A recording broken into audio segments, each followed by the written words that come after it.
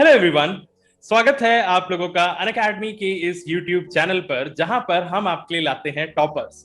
हम आपके लिए लाते हैं ऑफिसर्स जिन्होंने इंजीनियरिंग सर्विसेज जैसे बड़े बड़े एग्जामिनेशन को क्रैक किया, गेट एग्जामिनेशन को क्रैक किया। मतलब फुल हार्टेडली अगर मैं कहूं तो जो भी टेक्निकल एग्जाम है, जब भी कोई इंजीनियर बनता है वो यही सोचता है कि मुझे अपनी इंजीनियरिंग फील्ड से जुड़ा रहना है, तो वो इन दोनों एग्जाम्स को जरूर दिलाता है, गेट एग्जामिनेशन और यूपीएससी इंजीनियरिंग सर्विसेज। तो आज हमारे साथ एक ऐसे ही टॉपर साथ में बैठे हुए हैं जो मेहनत की मिसाल हैं, जिन्होंने कंटिन्यूअसली एफर्ट देते रहे और फाइनली आज उन्हें सक्सेस मिल चुका है। बहुत कुछ आप लोगों को सीखने के लिए मिलेगा आज यहाँ पर। वीडियो अगर पसंद आए तो लाइक जरूर करिएगा, अपने दोस्तों के साथ शेयर जरूर करिएगा।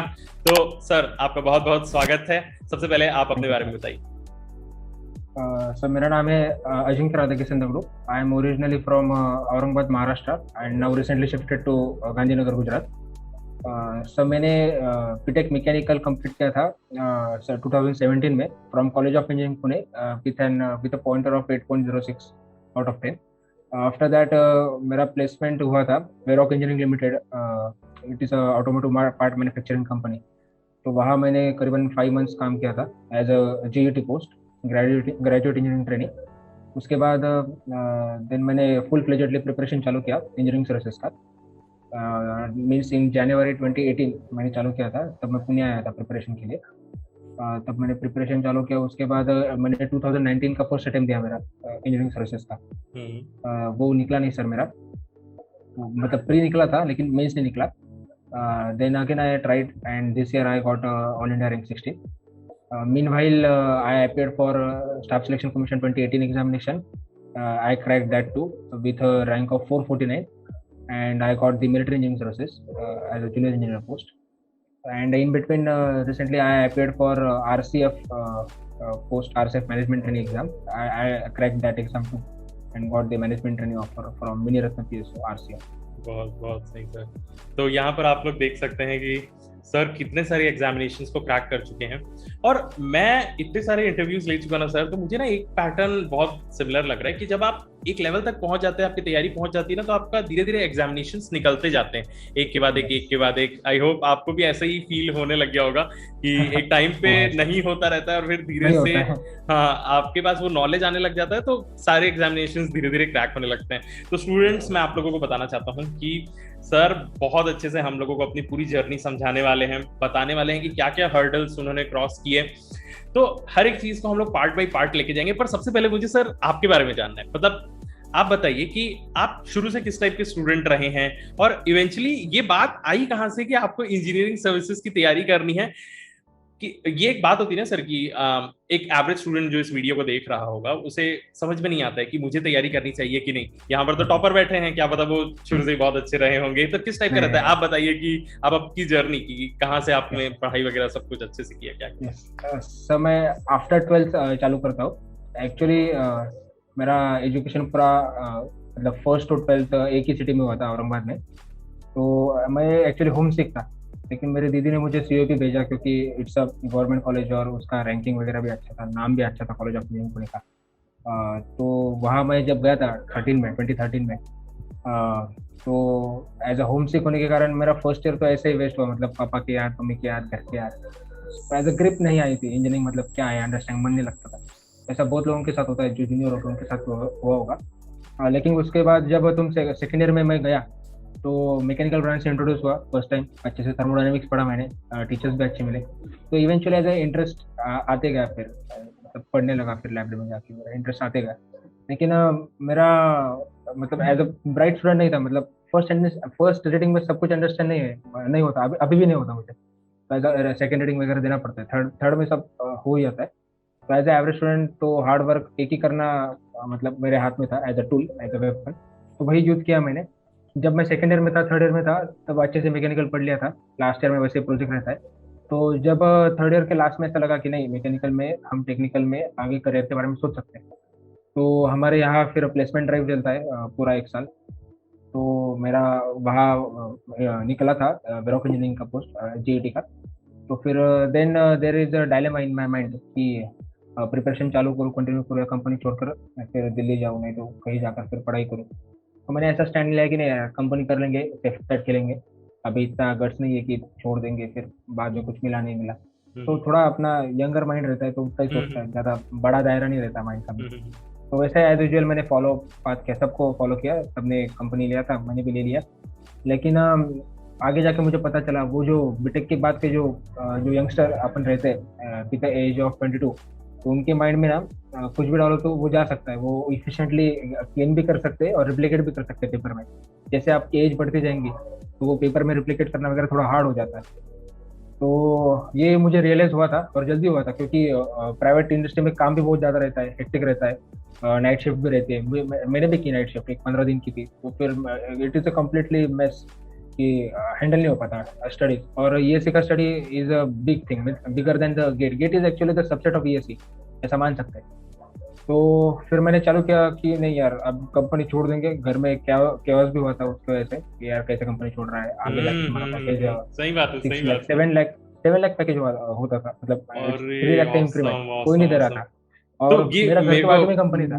मैं वही जानना चाहता हूँ, मैं सॉरी आपको बीच में रोक रहा हूँ, कि कई बार ऐसा होता है कि ना स्टूडेंट समझ में नहीं आ पाता है उसको कि मैं अपना जॉब छोड़ के तैयारी करूं कि नहीं करूं। ये डिसीजन कब लेना चाहिए, क्यों लेना चाहिए आपके हिसाब से, आपको क्या लगता है? और इसके वजह से क्या क्या रेजिस्टेंसेस आएंगे? जैसे आपको घर में प्रॉब्लम हुई होगी तो आपने क्या बोला, कैसे मैनिपुलेट किया, बोला कि हाँ मैं कर सकता हूँ करके, ये बात थोड़ा सा एलैबोरेट करिए। सर एक तो मैं इसका आंसर दो पार्ट्स में देना चाहता हूँ। एक स्टूडेंट ऐसे रहते हैं कि जो पहले से डिटरमाइंड रहते हैं, लाइक सेकंड ईयर से, कि मुझे ये करना है, ये पाथ पर मैं जाने वाला हूँ, मुझे प्लेसमेंट का वगैरह कुछ लेना देना नहीं, मैं बैठूंगा नहीं कंपनी पर। हम्म, तो एक इस टाइप के स्टूडेंट है, उनको तो मतलब कुछ डिलेमा की कंडीशन भी नहीं आती कभी, ये एकदम स्ट्रेट फॉरवर्ड स्टूडेंट है, ये एकदम बेस्ट हम्म, है। उनके घर में भी पता रहता है कि अपना बच्चा ये करने वाला है। लेकिन हमारे जैसे जो रहते हैं लाइक मिडिल क्लास फैमिली, हम्म, जो इसी होप से भेजते हैं कि नहीं कॉलेज में कंपनी आती है तो बच्चा ले लेगा कंपनी और वो ज्वाइन करेगा, तो बहुत दिक्कत होती है। तो मैं सेकंड टाइप का स्टूडेंट था। तो दिक्कत ये ऐसी होती कि मेरे पापा 2012 में रिटायर हो चुके थे as a lab assistant post पर, लैब टेक्नीशियन पोस्ट पर, from government college of engineering Aurangabad. तो 12 में रिटायर हुए, मेरा 17 में बीटेक कंप्लीट हुआ। घर में बड़ी बहन भी है, उसका एमडी हो चुका था, तो उसका थोड़ा बहुत अर्निंग आता था, लेकिन थोड़ा बहुत नहीं, अच्छा आता था। लेकिन एक्सपेक्टेशंस पेरेंट्स की तो लड़के से रहती ना, as a hmm, Indian parent. तो हम्म, फिर थोड़ा कॉन्फ्लिक्ट हुआ था कि जब मैंने बताया घर में यार नहीं मुझे छोड़ना ही है। लेकिन पापा को भरोसा था यार, बच्चा एक ट्राई में नहीं तो सेकंड ट्राई में निकल ही लेगा, क्योंकि रिकॉर्ड ही ऐसा था मेरा कि नहीं हो अच्छा, जाएगा, क्योंकि पढ़ाई अच्छा किया था 11 12 में, तो अच्छा कॉलेज मिला। तो हम्म, उनको भरोसा था कि आप भी पढ़ लेगा तो फिर हो जाएगा। तो उन्होंने 1 साल दिया था कि 1 साल ले ले, कुछ भी कर ले, नहीं हुआ तो फिर से ज्वाइन कर कंपनी। तो 1 साल में नहीं हुआ, प्री ही निकाल पाया मैं। तो फिर पापा ने आगे निकाल दे दिया, नहीं जाने दो। उसके बाद मैंने क्या किया, पापा का भरोसा हासिल करने के लिए कि यार अभी निकला नहीं अपना मेंस, तो फिर छोटे छोटे एग्जाम देंगे, छोटे exam like group C, group B, state PCS, ऐसे एग्जाम देंगे। और मैंने ना बहुत सारे एग्जाम दिए। मैंने 17 में देखो सर, अपन जब प्रिपरेशन करते हैं ना, तब खुद को काउंट क्रॉस चेक करने के लिए ना, ये ऐसे हम्म, मॉक एग्जाम वगैरह तो क्लास के देते हैं अपन, लेकिन लोग बोलते हैं कि नहीं तुम्हारी प्रिपरेशन कंप्लीट नहीं है, तुम कैसे फॉर्म भर रहे हैं, अभी एचपीसीएल एचएल का कुछ फॉर्म चालू है। तो मैंने एचपीसीएल का भी भर दिया था, मतलब क्या हम्म, पता, अनसर्टेनिटी है, भर देंगे, निकलो तो निकला, अच्छा ही है। तो मैंने वैसे 17 में कोल इंडिया का एग्जाम दिया था, वाइजैक का दिया था, लेकिन निकला नहीं मेरा, रिटर्न ही नहीं निकला, क्योंकि प्रिपरेशन नहीं थी मेरी। लेकिन मेरा तब ना आईबी का एग्जाम निकला था, आईबी की पोस्ट आई थी कुछ करीबन 1500 पोस्ट आई थी, तब मेरा उसका फर्स्ट पार्ट निकला था। तो सेकंड पार्ट के लिए मैं गया नहीं था क्योंकि वो रिटर्न का था। तो मैं ऐसे टेक्निकल नॉट टेक्निकल एग्जाम ना अपियर होता रहता। तो लेकिन मेरे ना वहाँ दिमाग में ये नहीं आया था कि जेई का भी एग्जाम रहता है, जूनियर इंजीनियर, वो it is like similar post ESC का जैसा, एक ग्रुप ए का रहता है, एक ग्रुप बी के रहते हैं, ये बाद में पता चला मुझे। तो मैंने फिर एसएससी का एग्जाम दिया, वो निकाला। जब से वो एग्जाम मतलब पास हुआ, मैं फ्री हुआ, मीन्स हुआ, तब ना एक ऐसा कॉन्फिडेंस आ गया था घर वालों में नहीं कि नहीं यार निकालेगा बच्चा। तो एक सजेशन है मेरा जूनियर्स के लिए कि जितना पहले हो सके उतना पहले डिसाइड करो कि क्या करना है। और घर की अगर फाइनेंशियल कंडीशन स्टेबल है ना, प्लेसमेंट के पीछे दौड़ो ही मत। क्योंकि अभी देखो, अभी पढ़ाई होने मतलब जब एक बार पढ़ाई हो जाती है ना, तब कितने भी कम वैकेंसी रहो पोस्ट निकल ही लेती है। अभी तो 38 वैकेंसी, 41 वैकेंसी थी, रेलवे तो 40 वैकेंसी लेके भाग गया, फिर भी पोस्ट निकली। तो ऐसा रहता है, एक बार प्रिपरेशन, एक अपना ईएससी का वही है सर, मतलब मटेरियल फिक्स है और कंटेंट फिक्स है। और प्रिपरेशन का मतलब अगर शेड्यूल अच्छा सा फॉलो करे और टेस्ट सीरीज वगैरह फॉलो करे तो हो जाता है, इतना डिफिकल्ट नहीं है। लेकिन गेट का थोड़ा अलग है। बहुत सही सर, बहुत सही। बहुत सारी चीजें यहाँ पर जानने को मिल रही कि किस तरीके से अप्रोच करना चाहिए जब आप तैयारी कर रहे हैं, क्या क्या चीजों को देखना चाहिए, क्योंकि ये हर घर में होता है। As a middle class person मुझे भी हाँ पता है कि सबसे बड़ी बात, क्योंकि अभी करंट सिनेरियो इंडिया का वैसा भी है कि जॉब हाँ जॉब वैसा। जॉब बहुत मुश्किल है।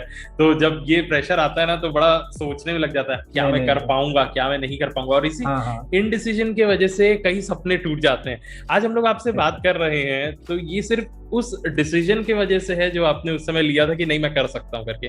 तो पहली यही बात आती है कि आपको अपने अंदर सेल्फ बिलीफ होना चाहिए कि यार नहीं मैं कर सकता हूँ करके, ये मुझे करना जरूरी है। तो सर अब हम लोग प्रिपरेशन मोड पे ही आगे बढ़ते हैं। हम्म। आप मुझे ये बताइए कि जब आप पहले साल तैयारी कर रहे थे तो आपने किन चीजों पे ध्यान दिया था, और फिर सेकेंड अटेम्प्ट में आपने किन चीजों को करेक्ट किया जिसके वजह से आपका रैंक आया है, क्योंकि पहले में आपने कुछ गलतियां की होंगी, तो यस उसको सर। थोड़ा सा आप बताइए।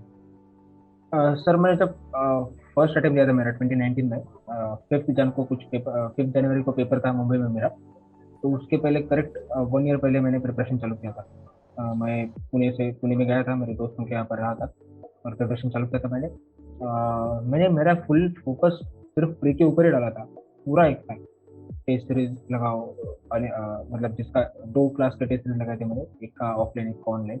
फिर गेट के टेस्ट सीरीज लगाओ, वो सॉल्व करो, जो क्लासेस में नोट्स आते हैं वो पढ़ो, उसमें से खुद के नोट्स निकालो। ऐसा प्रिपरेशन फुल प्लेजेडली एक साल किया प्री का। और प्री के अच्छे भी नंबर आए, अराउंड 229 आए थे तब। 2019 का is one of the toughest prelims exam for engineering process for mechanical का। तो लेकिन वो भी उसमें से भी अच्छा टॉपर के मार्क्स मिले थे मुझे प्री में। लेकिन जब मेंस लिखने का वक्त आया, मतलब 4 महीने का गैप था, मीन्स आफ्टर जनवरी मैं टेप में गेट के लिए अपेयर हुआ, गेट का अच्छा स्कोर नहीं कर पाया। तो गेट तो वैसा गया भी, और गेट गया भी गया और टाइम भी लेके गया एक महीने का। वो भी हो गया, एक महीना फिर कुछ पढ़ा नहीं मैं। जब मैं दिल्ली गया तब मैं देखा, तब 2019 का टॉपर है, भोसले नाम का टॉपर है मैकेनिकल से। वो हर्षल भी भोसले। महाराष्ट्र का ही है, हाँ हर्षल भोसले। तब वो लाइब्रेरी में बैठ के अनसॉल्व न्यूमेरिक सॉल्व कर रहा था तब, इन मंथ ऑफ मार्च। और तब हम क्लासेस कर रहे थे, और क्लासेस में जो पढ़ा है वो लिख के लिखते हैं। तब इतना डिफरेंस था, इतना डिफरेंस कैसे कोप अप कर पाऊंगा मैं? और as average student it is hardly possible for me to compete that person. तो तभी तय हुआ था। और वैसे भी जहाँ जब मॉक टेस्ट लिखने गए तो मार्क्स इतने अच्छे नहीं आते थे, क्योंकि प्रेजेंटेशन अच्छा नहीं था। कंटेंट मतलब था दिमाग में कि ये लिखना है, लेकिन टाइम कंप्लीट नहीं हो पाता, मतलब टाइम कम पड़ता था। तो ऐसे बहुत सारे डिफिकल्टीज आते थे। और दिल्ली का एनवायरनमेंट भी कुछ अच्छा लगा नहीं मुझे। तो उसकी वजह से हेल्थ प्रॉब्लम में थे, मतलब सर दर्द होना, खांसी बुखार वैसे चलता था थोड़ा। तो एंड नंबर ऑफ प्रॉब्लम्स थे। तो फिर मेरा मेंस नहीं निकला। तो फिर मैंने क्या किया, जब मैं वापस आया यहाँ जून जुलाई में, अगेन बैक टू महाराष्ट्र। तो मैंने मेरा प्रिपरेशन ना सिर्फ प्री के लिए कंसिडर नहीं किया, मतलब प्री कंसिडर करके प्रिपरेशन नहीं किया, अलॉन्ग विथ मेंस भी किया। क्योंकि मुझे पता था प्री तो निकल जाएगा, क्योंकि प्री पहले भी निकला है। तो प्री के लिए जो किया ना मैंने, फुल फोकस प्री के लिए। जैम में प्री था तो लाइक मैंने 2 या 3 मंथ पहले जो टेस्ट सीरीज का शेड्यूल आता है वो सिर्फ फॉलो किया मैंने और प्रीलिम्स। एंड देन उसके पहले जो मेरे मेरे मेरे पास टाइम था, लाइक जून जुलाई अगस्त, तब मैंने वो मेंस के लिए दिया था। मतलब मेंस निकला नहीं मेरा पिछले साल का 2019 का, फिर भी मेंस के लिए पढ़ता था मैं। मेंस के सॉल्व करो, detail question answer, theory practice करो, रिमेंबर करो। तो उसका एक बेनिफिट क्या मिला मुझे कि जब तुम मेंस के, अभी एक क्वेश्चन आया था कि मतलब मैकेनिकल में ना आजकल ऐसा ट्रेंड चल रहा है कि जो मेंस में जो प्रूफ वगैरह आते हैं वो एज एमसीक्यू पूछ लेते हैं 2 मार्क के लिए, ये में गेट में भी ऐसे पूछ लेते हैं। तो वो वैसे क्वेश्चन 2020 में आए थे, तो वो मेरे हो गए अच्छे से। तो ऐसा बेनिफिट थोड़ा मिलता है। तो मैंने वैसे प्रिपरेशन की, pre plus mains as a mix. तो इसकी वजह से प्री भी निकला, और मेंस के लिए मुझे अच्छा खासा बूस्ट मिला। मेंस में इस साल मेरे 398 मार्क है आउट ऑफ 600। एक में 209 और एक में 189, मतलब पेपर 1 एंड पेपर 2 में। तो वो मुझे लगता है कि वो मैंने जो एफर्ट्स डाले पहले, मतलब प्री मेंस ऑफ 2019 के बाद जो एफर्ट्स डाले उसी की वजह से हुआ है। और ये बीच में कोड भी आ गया था, तो लंबा टाइम मिला प्री और मेंस में। तो इसकी वजह से प्रैक्टिस भी अच्छा हुआ था। और जितना ज्यादा प्रैक्टिस होता है ना मेंस के लिए उतना अच्छा है, क्योंकि mains is the only exam that means rank के लिए वही वही एक जो स्लॉट 600 मार्क का, उसी में अगर जो अच्छा जिसने स्कोर कर पाया उसी का ही रैंक निकलता है। क्योंकि प्री का भी कैसा है सर, जीएस का पेपर एक अनप्रेडिक्टेबल है। वो हम्म, कुछ भी पूछ लेते हैं, मतलब कुछ भी पढ़े मेरे हम। हिसाब से तो बस वो रिलेटिव है, दूसरे से ज्यादा लाना है, बस यही हाँ बात है। हाँ, उसमें वही आप वही सर। पूरा नहीं कर सकते, ये आपको पता नहीं है नहीं कि नहीं यही आएगा। हाँ नहीं सर। नहीं, इस साल तो मेरे सबसे कम मार्क है, कुछ 81 ही मार्क है मुझे अच्छा। जीएस में। हाँ और हाँ। कुछ 179 मार्क है इसमें टेक्निकल के पेपर में। तो ओके। ऐसे मार्क है मेरे। लेकिन पिछले पिछले बार का पेपर हार्ड होते हुए भी मुझे अच्छे थे, इस बार का इजी निकला तो कम नहीं है। तो हम्म ये prelim exam is definitely dynamic exam compare hmm to remaining stages like mains and hmm interview. Mains में कैसे सर हम्म प्रिडिक्ट कर सकते हैं ये क्वेश्चन आएगा हम्म ऐसे आएगा, हम्म कितने मार्क के लिए आएगा। हम्म तो एक बार जो सीरियस एस्पिरेंट हो जाता है ना, उसको समझ में आता है कि यार मेंस के लिए ऐसा ऐसा पढ़ना है। लेकिन प्री का कोई डिटरमाइन मतलब कर नहीं सकते, एक फिक्स पैटर्न नहीं है सर प्री का, जो मुझे ओके। लगता है। हाँ हाँ हाँ। तो जिसका प्री निकला फिर वो तो एक फॉर्चुनेट है सर, क्योंकि कंपटीशन उधर ही चली गई। मैं प्री निकालना ही सबसे मुश्किल है, बाद हाँ में तो हाँ। मेंस अगर प्रॉपर स्ट्रेटेजी हो तो मेंस निकल ही जाता है। ओके। फिर ऐसा ही था सर, बाकी कुछ नहीं। और इंटरव्यू का भी प्रिपरेशन के लिए दिल्ली गया था मैं और मेरा दोस्त अक्षय। हम्म। तो 1 मंथ कुछ रहे थे हम, मॉक इंटरव्यू दिए थे, चार पाँच पाँच दिया था मैंने, 5 मॉक इंटरव्यू। उसमें जो एवरेज आया वही मार्क मिले हैं, 116 मार्क मिले, हम्म। वही सही है। बहुत सही सर। तो मैं एक ना बहुत अच्छा इंपॉर्टेंट बात पूछना चाहता हूँ कि अगर अभी कोई एस्पिरेंट तैयारी कर रहा है, अभी क्या चल रहा है, अब जून हो जाएगा, तो आप ये बोलिए कि प्री का तैयारी करें कि मेंस का भी साथ साथ में तैयारी करें, कोई अगर भी एक वो नया एस्पिरेंट को क्या करना हाँ, चाहिए? हाँ बताइए। अगर वो 2022 के लिए एस्पायर कर रहा है, मतलब हम्म अगले साल का, इस साल के लिए कर रहा है, तो अभी तो पेपर है ना। हम्म अभी शायद पेपर नहीं तो एक्सटेंड भी हो सकता है 1-2 महीना, हम्म हम्म वो साइकिल कंप्लीट करने के लिए। अभी तो हम्म फिर प्री के लिए बढ़ो, प्री के लिए। और प्री के टेस्ट सीरीज जो आते हैं, तो कोई हम्म सा भी टेस्ट सीरीज ले लो और अच्छे से उसको फॉलो करो। वही जितनी ज्यादा प्रैक्टिस होगी ना सर पीएस के लिए, उतना अच्छा रहता है, क्योंकि हमने टेक्निकल पढ़ा है। और भी इस साल का जो ये प्रीलिम्स होने वाला है वो आफ्टर गेट होने वाला है। मतलब हम्म गेट का जो टेक्निकल पढ़ा है वो सारा का सारा काम आएगा सर। तो हम्म, मतलब मेरे ख्याल से तो वैसे ही करना चाहिए, अभी टेस्ट सीरीज के ऊपर फोकस करो, जितना हो सके उतना प्रैक्टिस कर लो। अच्छा। और जितने नए क्वेश्चंस आए जीएस के लिए वो एक एक नोटबुक में ना नोट कर लो, और वही वही रिवाइज करो। क्योंकि ना जीएस का कुछ भी पूछ लेते हैं तो फिर जितना ज्यादा नया कंटेंट तुम्हें पता हो उतना अच्छा है। और जीएस के लिए खासकर एक सजेशन है कि मतलब तुम एक बार तुम्हारा स्ट्राइक रेट चेक कर लेना, कितने क्वेश्चन अटेम्प्ट करने के बाद तुम्हारे कितने सही आते हैं कितने गलत आते हैं। हम्म और एक एनालाइज करना, पिछले 4-5 पेपर में मेरा स्ट्राइक रेट इतना है, मतलब मैंने इतने अटेम्प्ट किए तो इतने निगेटिव होने ही होने हैं। तो फिर खामा खा क्यों अटेम्प्ट बढ़ाना। हम्म तो अटेम्प्ट हम्म बढ़ाने से अगर निगेटिव बढ़ रहे तो कुछ फायदा नहीं ना। हम्म तो वही एक इंडिविजुअली एनालिसिस कर लेना है बस, बाकी कुछ नहीं। मैंने भी किया था, तो उसी हम्म। हिसाब से मैंने पेपर अटेम्प्ट किया।